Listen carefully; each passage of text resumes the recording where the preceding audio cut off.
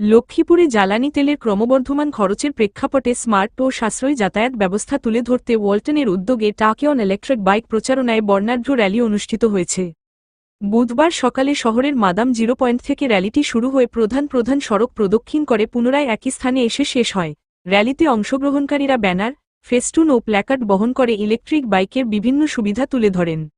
আয়োজকরা জানান, বর্তমান জ্বালানি সংকটের সময়ে টাকিয়ন ইলেকট্রিক বাইক হতে পারে সাশ্রয়ী ও পরিবেশবান্ধব সমাধান। একবার চার্জে প্রায় 120 কিলোমিটার চলার সক্ষমতা, কম খরচে বেশি সাশ্রয় এবং আধুনিক প্রযুক্তিনির্ভর সুবিধার কারণে এটি দৈনন্দিন যাতায়াতে নতুন সম্ভাবনা তৈরি করছে। র্যালিতে উপস্থিত ছিলেন Walton plaza zero point Lakshmipur শাখার ম্যানেজার চন্দন কুমার শীল, ঝুমুর শাখার ম্যানেজার মোহাম্মদ মাহবুবুর রহমান, দালাল বাজার শাখার ম্যানেজার মোহাম্মদ ফজলুল হক, রায়পুর শাখার ম্যানেজার মোহাম্মদ রাকিবুল হাসান, রামগঞ্জ শাখার ম্যানেজার মোহাম্মদ মুমিনুল হক সহ সংশ্লিষ্ট কর্মকর্তারা। এছাড়াও উপস্থিত ছিলেন চাঁদপুর এরিয়ার রিজিওনাল ক্রেডিট ম্যানেজার অতনু সরকার। আয়োজকরা আরও জানান, সীমিত সময়ের জন্য টাকিয়ন ইলেকট্রিক বাইকে আকর্ষণীয় অফার ও সহজ কিস্তি সুবিধা চালু রয়েছে। আগ্রহীদের নিকটস্থ ওয়ালটন শোরুমে যোগাযোগ করার আহ্বান জানানো হয়।